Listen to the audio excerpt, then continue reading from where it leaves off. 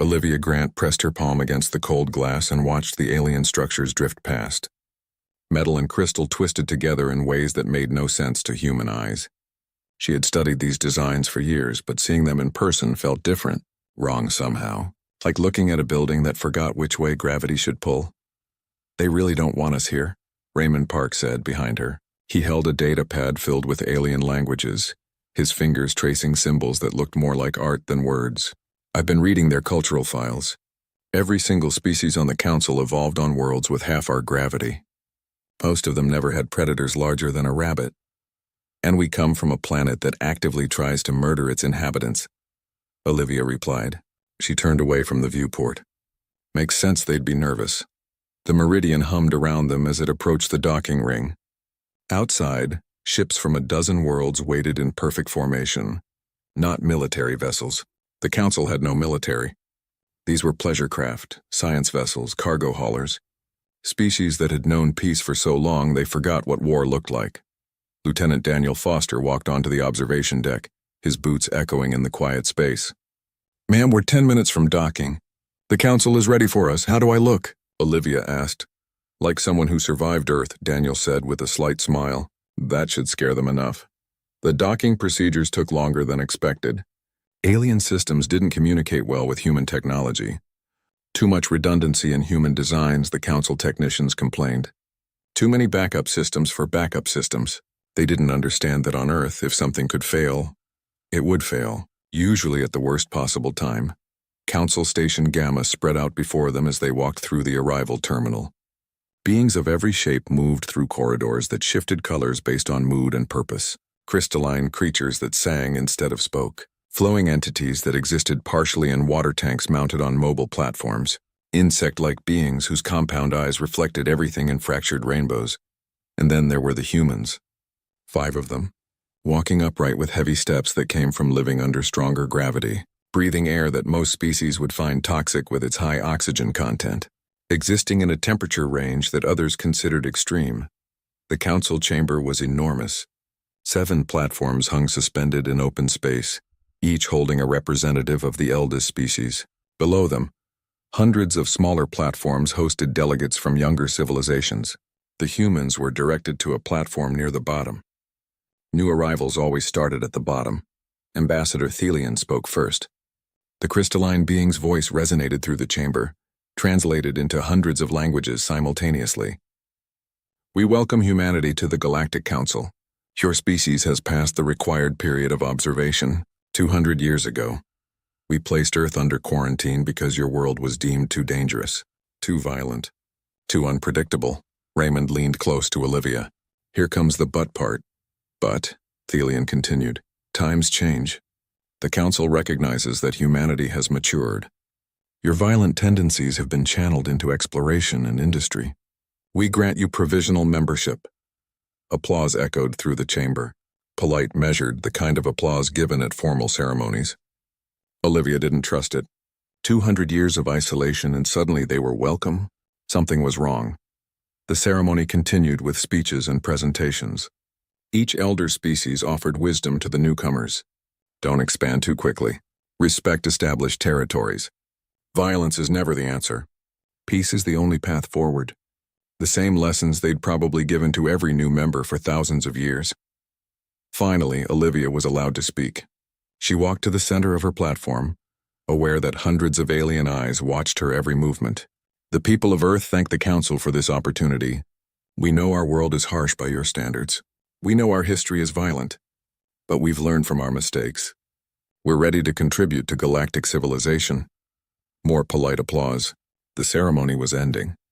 They would be assigned quarters, given trade agreements, introduced to the vast bureaucracy that ran the Council. Everything was proceeding exactly as planned. Then Thelian did something unexpected. The crystalline being's platform descended, moving away from the other elders. It approached the human platform directly. "Captain Grant," Thelian said quietly, the translation now private between them. "I must speak with you, not here." "Not officially." Olivia's training kicked in. "When?" "After the ceremony. Come alone. Tell no one." The being's crystalline structure shifted colors, flashing something that Olivia's translation implant registered as deep fear. The edges are going dark, Captain. Worlds are vanishing. The Council admitted your species not because we forgive your violent nature, but because we need it.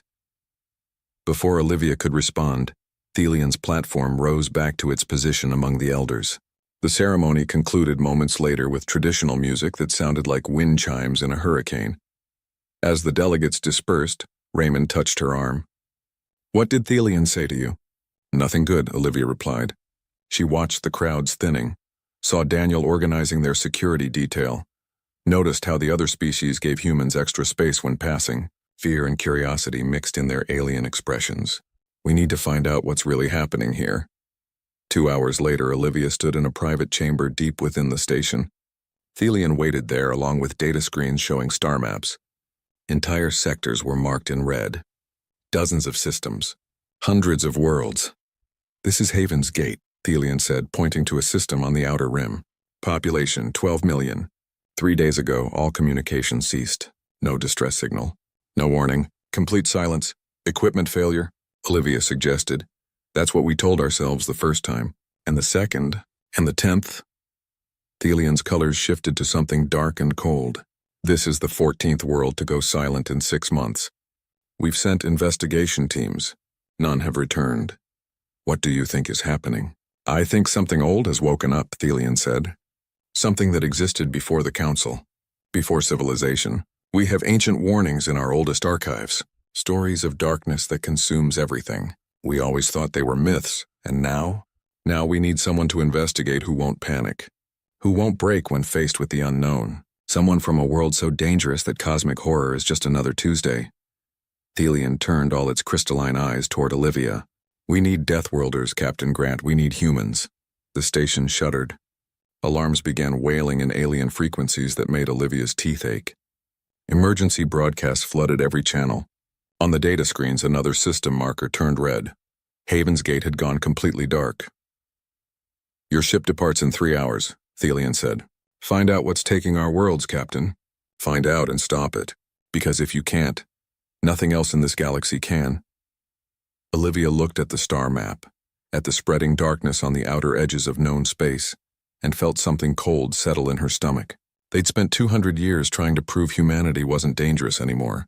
Now the galaxy needed them to be dangerous again. "We'll find your answers," she said, "one way or another." The void between stars held secrets that most species preferred to ignore. Slipspace made traveling between systems possible, but it came with a price. The human mind experienced it as falling through empty darkness, while every instinct screamed that something watched from just beyond perception. Most aliens sedated themselves for jumps. Humans just gritted their teeth and endured. Daniel Foster hated slipspace with a passion that bordered on religious. He stood in the armory of the Meridian, checking weapons that probably wouldn't help against whatever waited at Haven's Gate. But checking weapons gave him something to do. Something normal. Something that didn't involve thinking about the nothing outside the hull. "You're doing it again," Amy Torres said. The young engineer leaned against the doorway, her tablet tucked under one arm.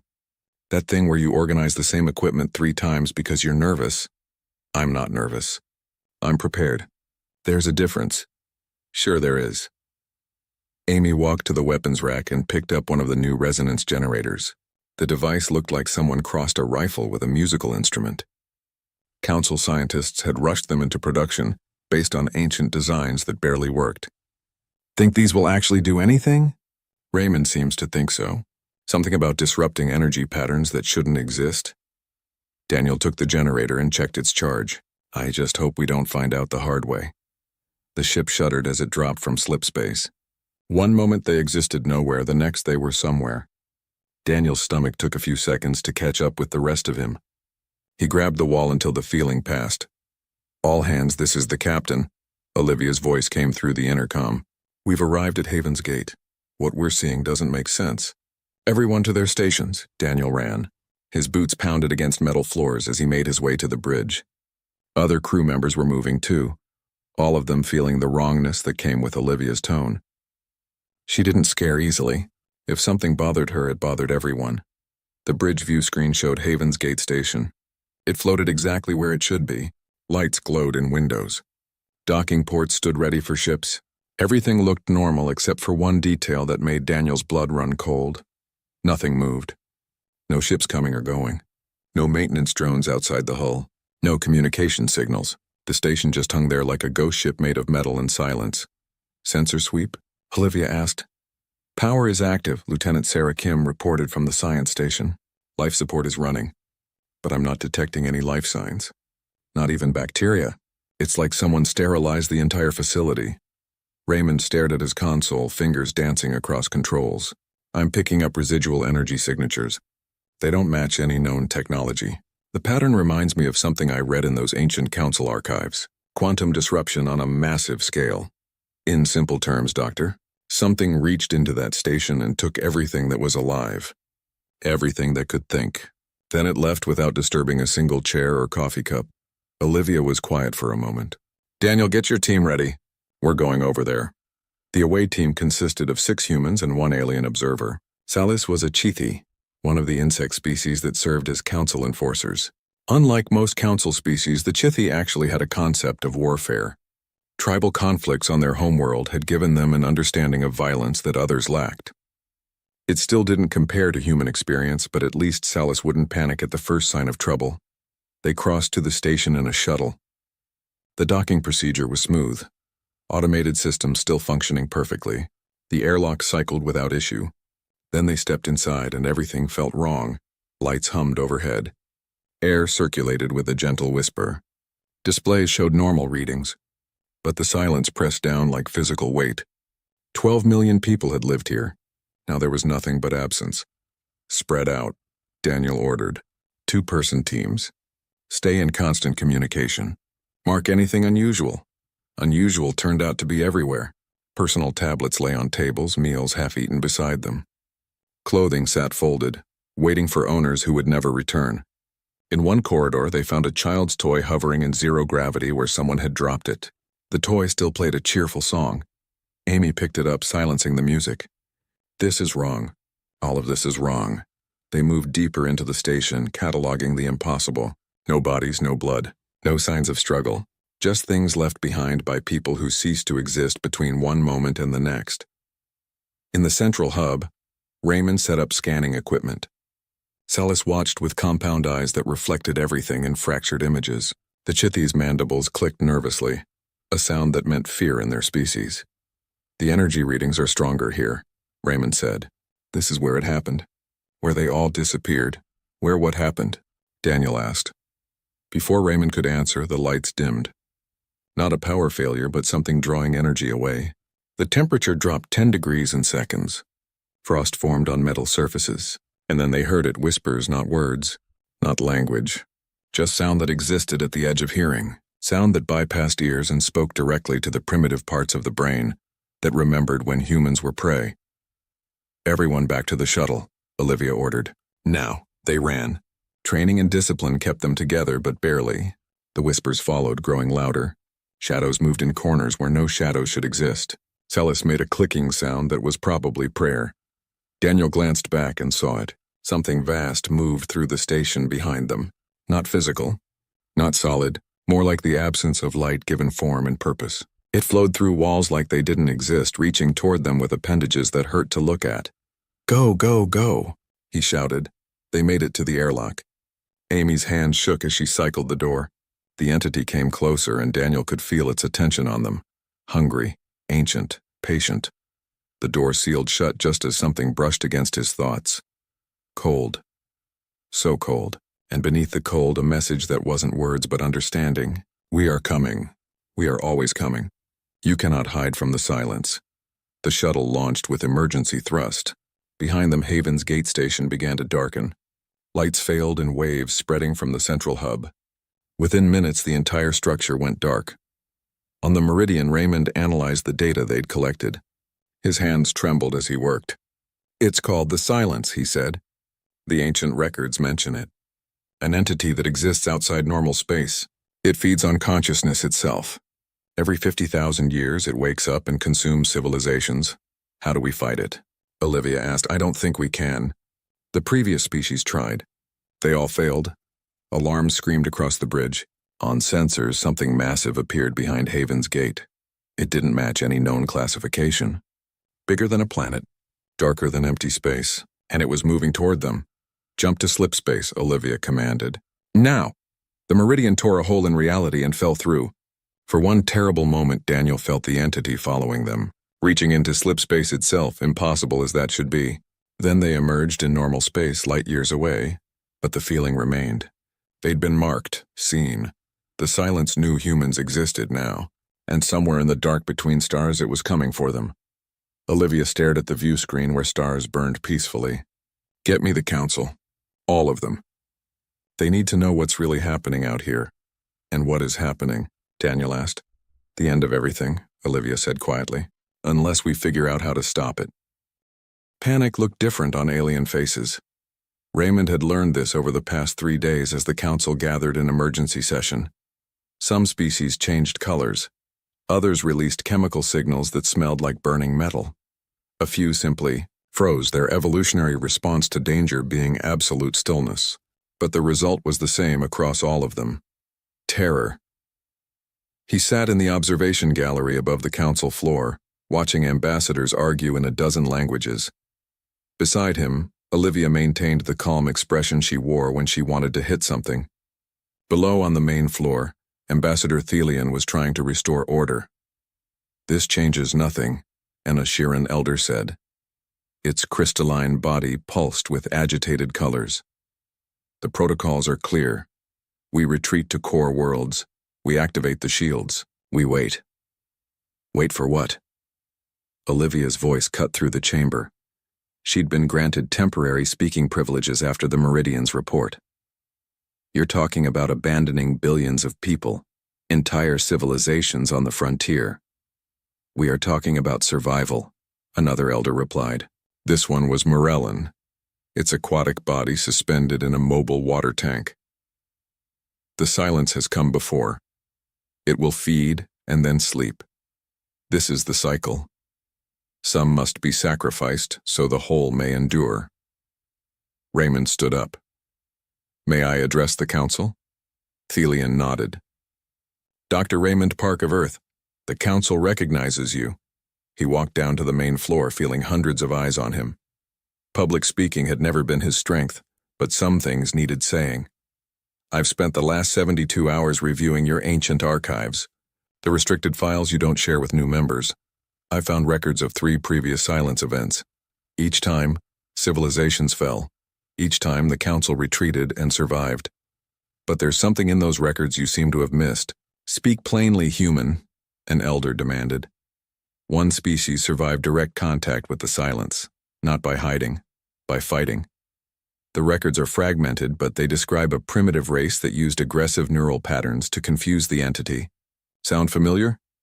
Thelian's colors shifted. "Those beings died out shortly after. Internal conflicts destroyed them. Because nobody helped them," Raymond said. "They fought alone. They saved the galaxy. And in return, they got nothing but extinction. Is that the legacy you want? Just keep repeating the same cycle forever?" The chamber erupted in arguments. Some species demanded immediate evacuation. Others called for more study. A few, very few, suggested listening to the humans. Raymond returned to his seat, exhausted. "That went well," Olivia said dryly. "They're scared. Can't blame them. Most of these species evolved on worlds where the biggest threat was bad weather. They've never had to fight for survival. Then they need to learn fast." That night, in a secured conference room, the human delegation met with the few council members willing to consider alternatives. Thelian was there, along with Salas and a handful of others. Maps covered every surface, showing the silence's projected path. Lucy Way joined them via video link from Earth. The newly promoted captain commanded the defense ship Valiant, one of humanity's few military vessels. "We've been analyzing the data from Haven's Gate. The entity operates partially outside normal space-time. That's why conventional weapons won't work." "But the resonance generators showed promise," Raymond added. "Brief exposure caused measurable disruption. If we could build larger versions, install them on ships and stations, we might be able to create zones the silence can't fully enter." "Might," Thelian said. "That word carries much uncertainty." "So does sitting in a bunker hoping the monster doesn't find you," Olivia replied. At least our way involves trying. Over the next few days, plans took shape.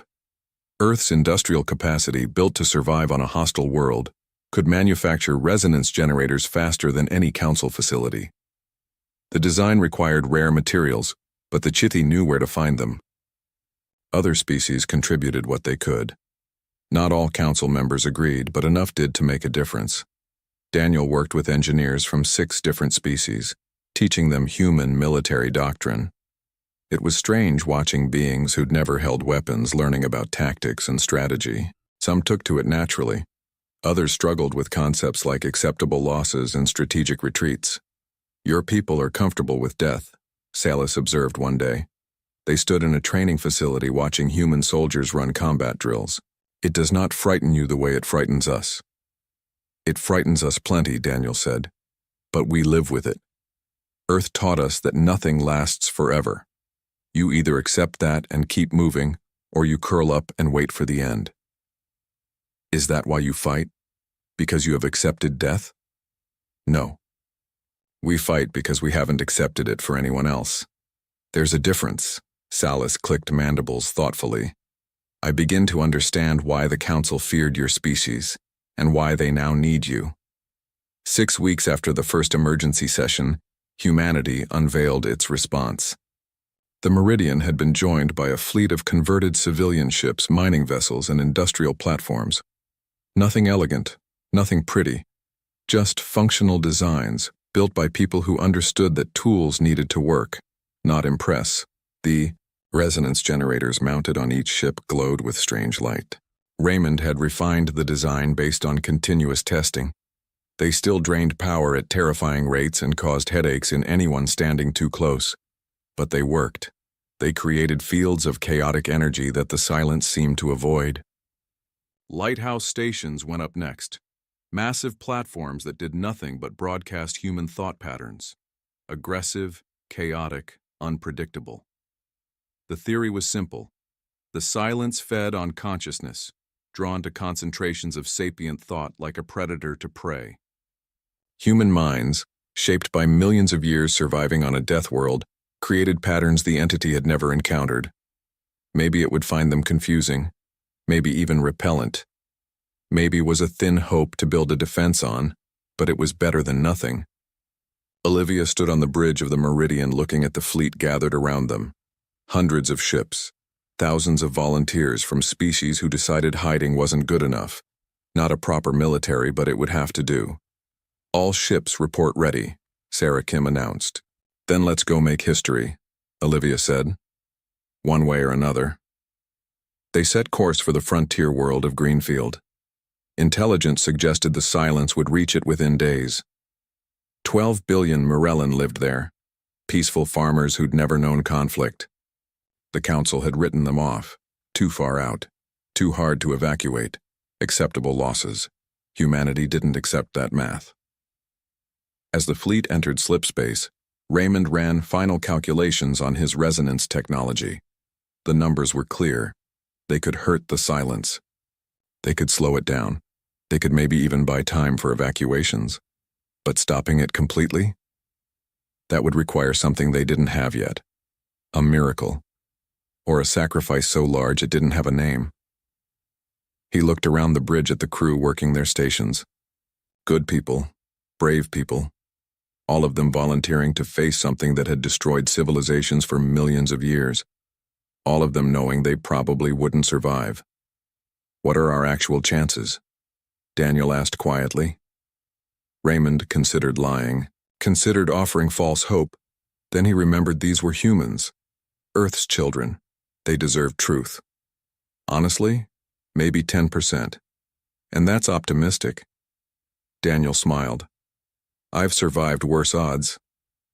"When?" "Every day on Earth. Every time the planet tried to kill us and we lived anyway. We're Deathworlders, Raymond. Long odds are kind of our specialty." The fleet dropped from slipspace into a system already under attack. Greenfield hung like a blue-green jewel against the stars, and surrounding it, spreading through space like ink in water, came the silence. "All ships." Olivia's voice carried across every frequency. This is humanity's answer to the dark. We hold the line here. Not one step back, not one world surrendered. Today, we show the galaxy what Deathworlders can do, the resonance generators.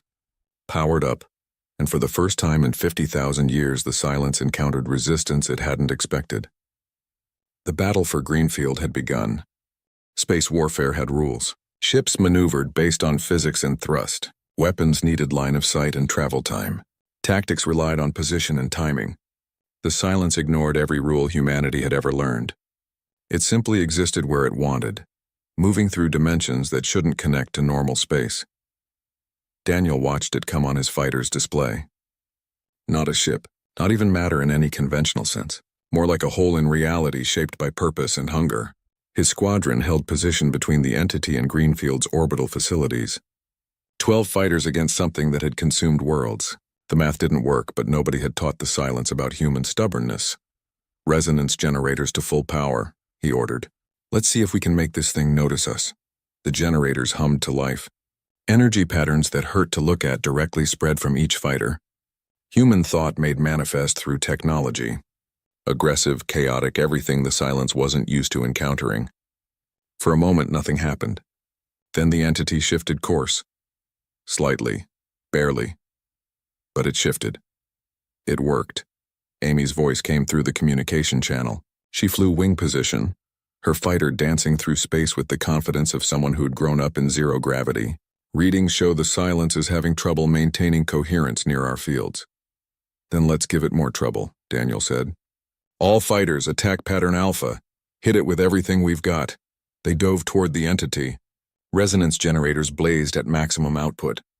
Traditional weapons fired too, even though Raymond had calculated they'd be useless. Sometimes you fired anyway because sitting still felt worse than doing nothing. The Silence reached for them. Tendrils of unlight spread through space, moving faster than anything physical should move. One touched a fighter on Daniel's left. The pilot's scream cut off instantly. The ship remained flying on automated systems, but the person inside was simply gone, erased from existence without destroying a single bolt of their craft. Break formation, Daniel ordered. Don't let it touch you. His squadron scattered, each pilot relying on instincts honed through thousands of hours of training. They wove between the tendrils, drawing the Silence's attention away from the evacuation ships below. On Greenfield's surface, massive transports lifted off, packed with refugees. Billions of Murellan fleeing their homes because the universe had decided their world was next on the menu. Lucy Way's voice cut through the chaos. All fighters, this is Valiant. We're positioning for main battery fire. Clear the engagement zone. Daniel pulled his squadron back. The Valiant was humanity's pride. A warship built after the Council said they didn't need weapons. Turned out Earth built one anyway, just in case. Now that paranoia was paying off. The ship's main cannon, a weapon designed to crack asteroids, fired directly into the Silence. The resonance pulse hit like a hammer made of pure thought. Space itself seemed to ripple. The Silence recoiled, actually recoiled. A wound opened in its structure, bleeding energy that shouldn't exist into normal space. It's working, someone shouted. Then the Silence adapted. The wound sealed. Its structure reformed into something harder to hurt. And it moved toward the Valiant with new purpose. All power to shields, Lucy ordered. Brace for impact. The entity hit the Valiant like a tidal wave of darkness. For 10 seconds, the ship disappeared from sensors. When it reappeared, half the crew was gone. Just gone, their spaces at stations empty, their quarters silent. Lucy's voice came through communication channels, strained but alive. We bought you time. Use it. Get those people off the planet. Daniel looked at his fuel gauge. Almost empty. His generator showed red warnings about power overload. Around him, his squadron was in similar shape. They'd hurt the Silence, proven it could be hurt, but at what cost? New contacts, Amy announced. Multiple ships dropping from slip space.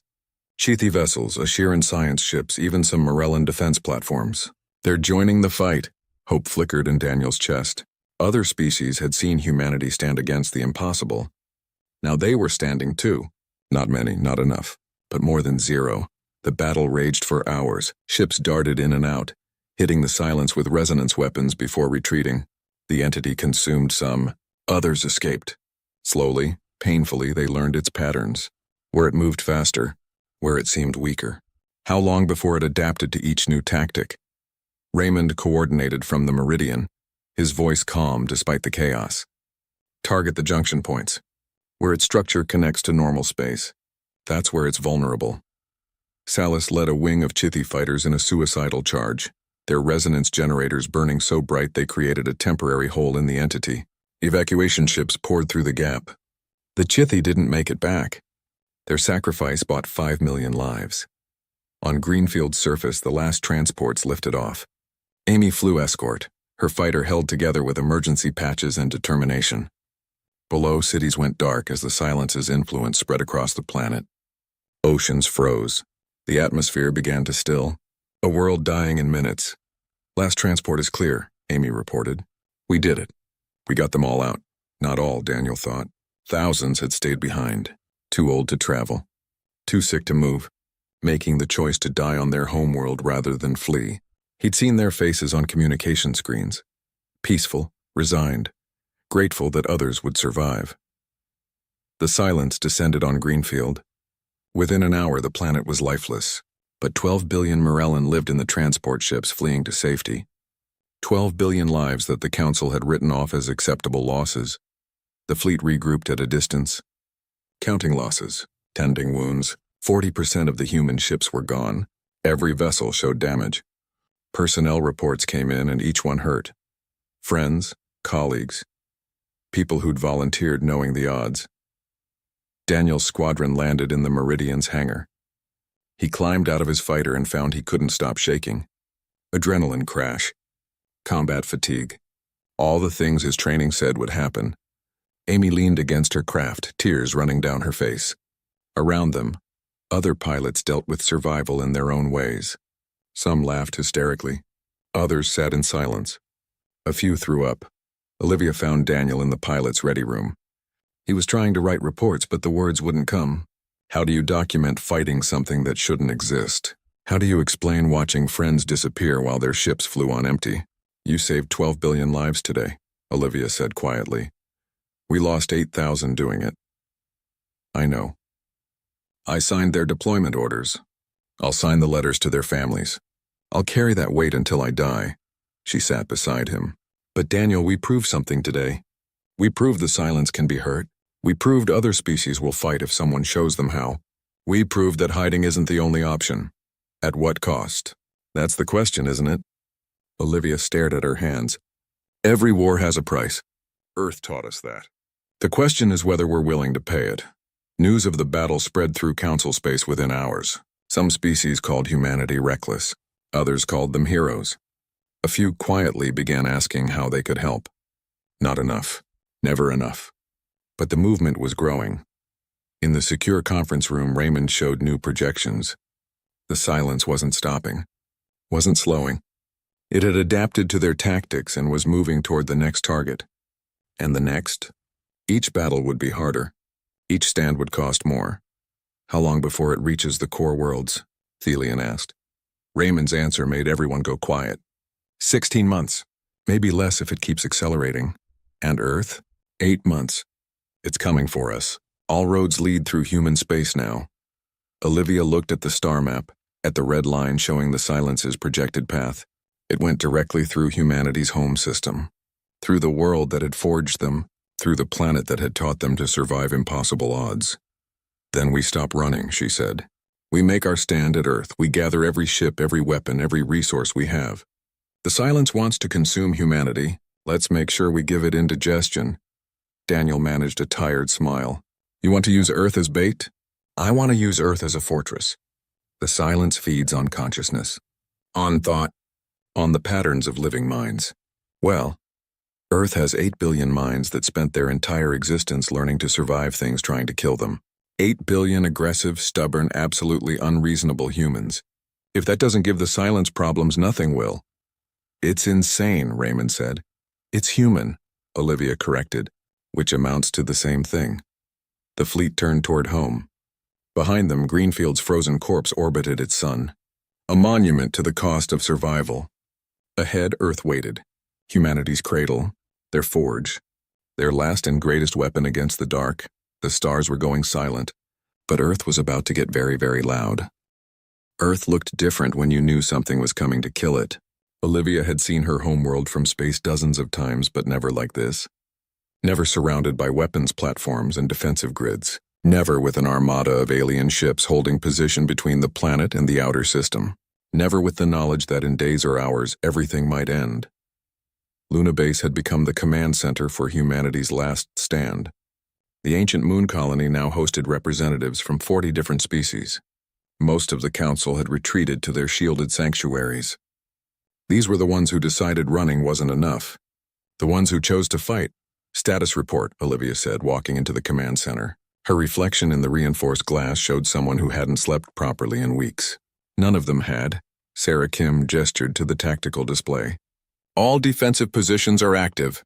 We have resonance generators placed throughout the solar system, creating overlapping fields. The lighthouse stations are broadcasting human thought patterns at maximum range. If the silence is out there, it knows we're here. Good. Let it come. Olivia turned to Raymond, who looked even worse than she did. Dark circles under his eyes, hands shaking slightly from too much coffee and not enough rest. What about your weapon? Raymond pulled up schematics on his display. The anchor device is ready. Theory is sound. We force the silence to fully materialize in our dimension by creating a quantum lock. Once it's solid, we can hurt it with conventional weapons. What's the catch? Someone has to serve as the anchor point. Someone with a strong enough consciousness to pin the entity in place. The neural feedback will be... He paused, searching for gentle words. It will be fatal quickly. How quickly? Minutes. Maybe less. Silence filled the command center. Everyone knew what this meant. Someone had to die. Not in battle. Not even quickly. They had to sacrifice themselves piece by piece while an alien entity tore through their mind. Daniel spoke up from his position near the tactical board. I'll do it. No, Olivia said immediately. With respect, Captain, you need someone with combat experience. Someone who can handle pain and keep functioning. That's what humans from Earth do. We endure. I said no, Lieutenant. That's an order. Before Daniel could argue, alarms screamed through the base. Every display flashed red warnings. On the tactical screen, the outer system lit up with contact markers. Not ships. Not anything physical. Just presence. Massive, cold, and coming fast. The silence just entered the solar system, Sarah announced, her voice steady despite the fear in her eyes. Multiple manifestation points detected. It's bigger than projections suggested. Much bigger. Olivia watched the markers spread. The entity wasn't approaching from one direction. It was everywhere at once, flowing between dimensions like water finding cracks in a dam. Neptune's monitoring station went silent. Then Uranus. The outer planets disappeared from communication one by one. All ships, battle stations, Lucy Way's voice came through fleet channels. This is it, people. Everything we've trained for. Everyone we've lost. It all comes down to the next few hours. Make them count. The Valiant led the defense fleet outward to meet the silence at Jupiter's orbit. Hundreds of ships from multiple species, all carrying resonance weapons that barely worked. All crewed by people who knew the odds and came anyway. Daniel's squadron launched from the Meridian. His fighter felt lighter than usual.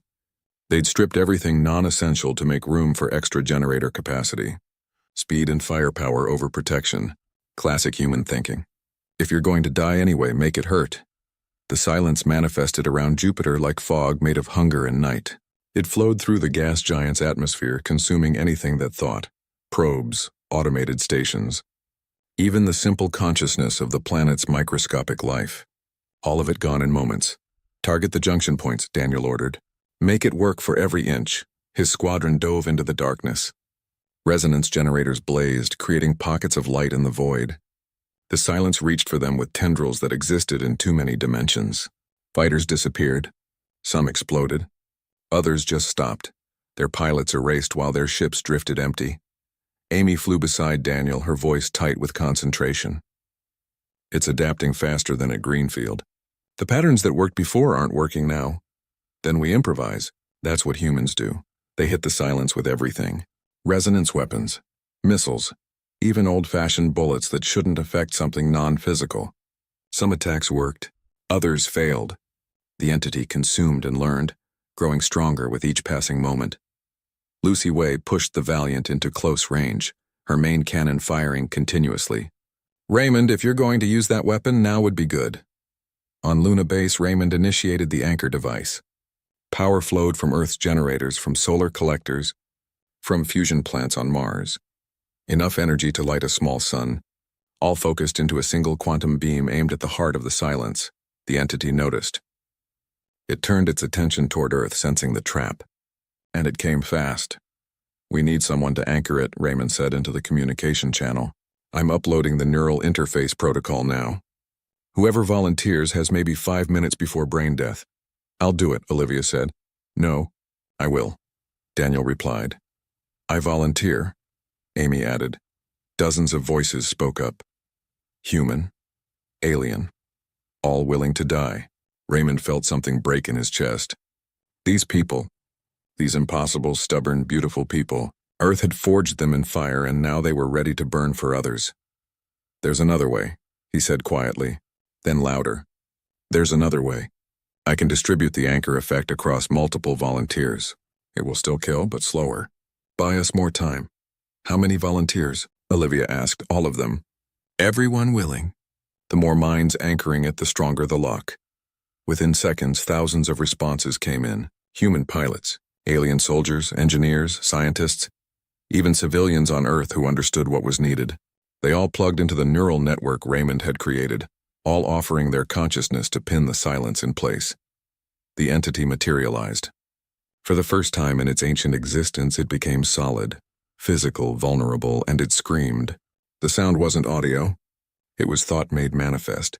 Pain and rage from something older than stars, forced into a shape it had never needed to take. "Fire everything," Lucy ordered. The fleet opened up. Every weapon, every ship. The silence burned, not with heat but with disrupted reality as its structure collapsed under the assault. It thrashed, trying to escape back to its home dimension. But thousands of human minds held it in place, each one sacrificing pieces of themselves to maintain the anchor. Daniel felt his thoughts fragmenting, his memories bleeding away. First went recent things, then childhood, then even his name. But he held on. They all held on, because that's what humans did. They endured. The silence's scream faded. Its structure broke apart, fragments dissolving into nothing. It wasn't dead. Something that old couldn't truly die. But it was hurt. Wounded so badly it would be centuries before it could manifest again. Maybe longer. The anchor released. Daniel gasped, finding himself in his fighter's cockpit. He was alive, memories intact, confused but whole. Around him, other pilots reported similar experiences. The mental load distributed across so many minds had saved them. Barely, but not everyone survived. On Earth, in the hospitals and neural centers, hundreds lay in comas. Their minds had borne too much weight. They would never wake up. Their sacrifice had saved billions. The silence retreated, fled back to the spaces between dimensions where it had slept for millions of years. For the first time in recorded history, it had been driven back. Not destroyed, but defeated. Olivia stood at Luna Base's observation window, watching Earth turn below. The planet had survived, scarred, changed, but alive. Around it, the debris of battle floated. Ships destroyed, stations wrecked. And among the wreckage, thousands of escape pods and survival rafts carrying people who'd lived through the impossible. "How many?" she asked quietly. Sarah checked her reports. "Final casualties are still coming in.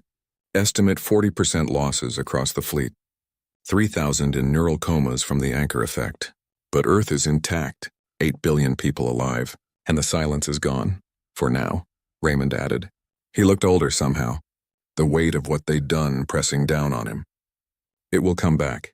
Maybe not in our lifetimes, but it will return. Then we'll be ready," Olivia said. "We'll build better weapons, stronger defenses. We'll teach the galaxy what we learned today." Daniel limped into the command center, one arm in a sling. "We won. We survived," Olivia corrected. "There's a difference, is there?" Daniel smiled, exhausted but genuine. "Sometimes survival is the only victory that matters. 3 months felt like 3 years when you spent them rebuilding after the end of the world." Raymond stood in front of the memorial wall, reading names etched in black stone. Thousands of them, human and alien both, people who'd stood against the impossible and paid the price.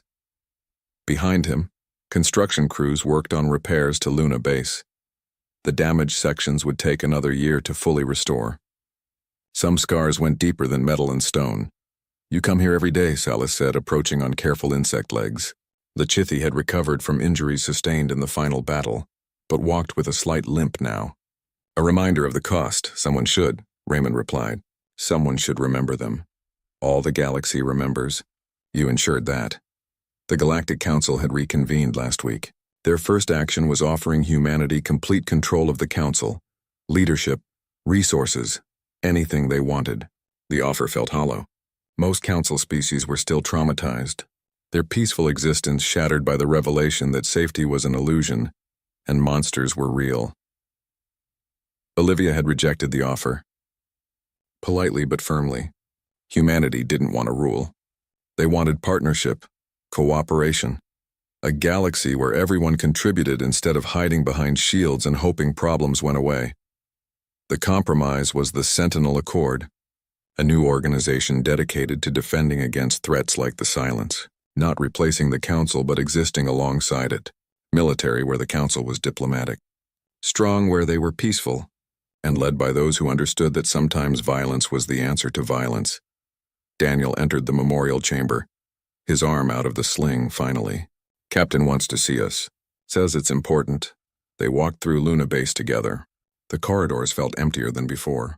Too many faces missing, but new faces were arriving daily. Volunteers from across the galaxy who wanted to learn human tactics. Young people from peaceful species who'd decided their elders' way wasn't working anymore. Olivia's office overlooked Earth. She stood by the window, watching clouds drift over continents. "The Council wants us to deploy the Resonance Beacon network," she said without preamble. "Permanent installations across the galaxy. Early warning systems in case the Silence returns." "That's a 100-year project," Raymond said. "Maybe longer. Then we'd better start now." She turned to face them. "I'm appointing Lucy Way to command the Sentinel fleet. Daniel, you're being promoted to Major. You'll train the next generation of pilots. Raymond, I need you to lead the Science Division. We have to understand what we fought better than we do now." "And you?" Daniel asked. "I'm going back to the Council as humanity's permanent ambassador. Someone has to make sure they don't slip back into comfortable denial. Someone has to keep reminding them that safety requires effort." Over the following weeks, the plan took shape. Resonance beacons would be placed at key points throughout the galaxy. Not weapons, but warning systems. Ways to detect if the Silence woke early, or if something similar emerged. The technology Raymond had developed at such cost would protect future generations. Amy Torres, promoted beyond her years due to competence and sacrifice, led the engineering teams. She'd survived the anchor effect with memories intact, though nightmares remained. She channeled the trauma into work, designing better generators and more efficient power systems. Keeping busy was how she coped. That and the knowledge that her work saved lives. The first beacon went online in the Outer Rim, where Haven's Gate had been, where this all started, a light shining in the darkness, humanity's promise that they were watching, that they wouldn't forget. Other species began to change. The Chithi expanded their warrior traditions, no longer seeing combat as shameful but as necessary. The Morellan developed new agricultural techniques for harsh worlds, learning to thrive in difficulty. Even the peaceful Ashiran began studying human philosophy, trying to understand how a species could be both violent and compassionate. Earth became a pilgrimage site. Young aliens came to see the death world, to stand under gravity that made their bodies ache, to breathe air that burned their lungs, to understand what shaped the species that saved them. Most couldn't handle more than a few days. That was fine. Understanding didn't require experiencing everything, just recognizing that different worlds created different strengths. 6 months after the battle, Raymond received a message from Thelian. The crystalline being wanted to meet privately. They chose the memorial chamber surrounded by names of the dead. "I owe your species an apology," Thelian said. "For 200 years we kept you isolated. We told ourselves it was for everyone's safety. Really, we were just afraid. Afraid of what you represented. The reminder that the universe isn't safe. That peace must be defended." "You did what you thought was right," Raymond replied. "We did what was comfortable. There's a difference." Thelian's colors shifted to something somber. "The Council has voted to formally recognize the Sentinel Accord. Full funding, full authority. You have what you need to protect the galaxy. At what cost to your people?" That's the question humanity forced us to ask. What price are we willing to pay for survival? For too long, our answer was, let someone else pay it. You showed us that's not acceptable. They stood together in silence, reading names. Human and alien, soldiers and civilians, people who'd given everything so others could live. The silence will return, Thelian said. Perhaps not for 1,000 years. Perhaps not for 10,000. But it will come back. Then we'll be ready, Raymond said. And next time we won't be alone. Daniel trained pilots from species that had never known war, teaching them evasive maneuvers and tactical thinking. It was strange watching beings with no concept of violence learning to fight. But they learned. Slowly. Imperfectly. But they learned. His best student was a young Ashiran named Callus. Crystalline structure made them fragile, but they had reflexes humans couldn't match. Why do you fight when you know death is possible? Callus asked one day. Because death is certain if we don't fight, Daniel replied. Earth taught us that. Nothing lasts forever. Species that forget how to defend themselves don't survive, but species that learn to stand together, they have a chance. A year after the battle, the Sentinel fleet numbered 500 ships. Not all human. Not even majority human, but all trained in human tactics, all carrying resonance weapons, all ready to face the dark if it returned. Lucy Way commanded from the Valiant, now repaired and upgraded. She'd aged in the job, responsibility etching lines on her face, but she never complained. Someone had to watch the edge of known space. Someone had to be ready. Better her than no one. Olivia returned to Earth for the anniversary commemoration. Memorial services across the planet. Speeches by leaders. Moments of silence for those who fell. She stood before the crowd at the main monument, looking at faces from 100 worlds. A year ago, the galaxy faced extinction, she said. The silence came for us all. It consumed worlds. It destroyed civilizations. It should have won. But it didn't. Not because we were stronger. Not because we had better weapons. We survived because people chose to stand together. Because when faced with impossible odds, some refused to give up. She gestured to the memorial behind her. These names represent the price. Human and alien, soldier and civilian. Every person here gave something. Some gave their lives. Others gave pieces of themselves they'll never get back. They paid the cost so we could stand here today. The galaxy calls us Deathworlders. They say Earth made us hard, violent, aggressive. They're not wrong. But what they're starting to understand is that those traits aren't flaws. They're survival tools forged in fire. Earth tried to kill us every day, and every day we survived. We learned to adapt, to endure, to fight when fighting was the only option. The silence is gone, but it's not dead. One day it will return. When it does, we'll be ready. Not just humans, all of us. Because the lesson of the last year isn't that Earth is special. It's that anyone can learn to stand against the dark. Anyone can choose courage over comfort. Anyone can pay the price for a future worth having. The crowd was silent. Then slowly applause began. Not polite ceremony. Real appreciation. Real understanding. The galaxy had changed. Not completely, not easily, but genuinely. That night, the core group gathered in a quiet bar overlooking Earth. Olivia, Raymond, Daniel, Amy, Lucy. The ones who'd started this. Who'd seen it through.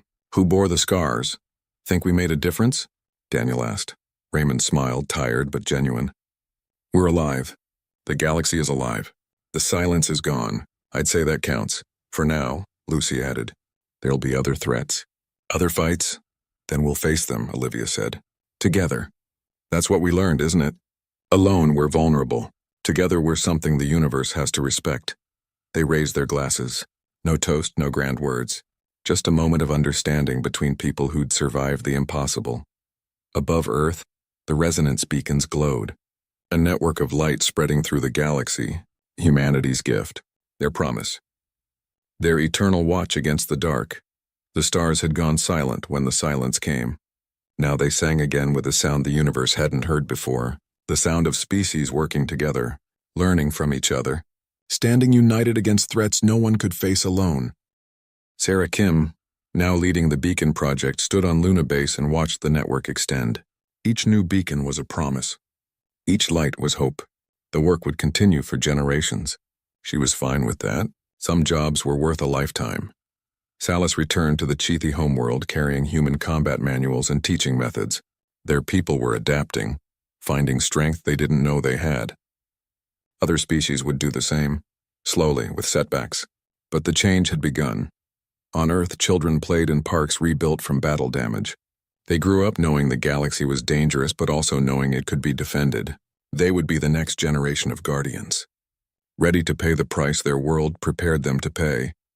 The memorial wall grew as more names were confirmed. Each one a story, each one a sacrifice. Raymond visited daily, reading names and remembering faces. Someone had to remember. Someone had to ensure future generations understood the cost of their peace. Daniel trained new pilots, teaching them that survival required constant vigilance. That peace without strength was temporary. That sometimes the best defense was refusing to back down. Amy refined her resonance technology, making it more efficient and less damaging. Trying to ensure future defenders wouldn't pay the same price her generation had. Lucy Way's fleet patrolled the edges of known space, watching for threats, ready, always ready. And Olivia stood before the council, reminding them daily that safety required effort, that forgetting the silence's lesson would dishonor every sacrifice made to stop it. The galaxy had learned what it meant when Deathworlders paid their dues. It meant standing firm when others fled, fighting when logic said to surrender, surviving because giving up was never an option. Earth had forged humanity in fire and pain and endless struggle. Now they used those same tools to forge something new, a galaxy that remembered the cost of peace, a civilization that wouldn't forget what darkness looked like. The stars would never go silent again. Humanity had made sure of that. Not through force or conquest, but through the simple, stubborn refusal to let the light die. That was the Deathworlder way. That was humanity's gift to the cosmos, the knowledge that some things were worth fighting for. Some costs were worth paying. Some stands had to be made regardless of the odds. The silence was gone. But the watch continued. It would continue for generations, for millennia, for however long it took, because Earth's children had learned the most important lesson their world could teach. Survival wasn't given. It was earned, every single day, and humanity was very, very good at surviving.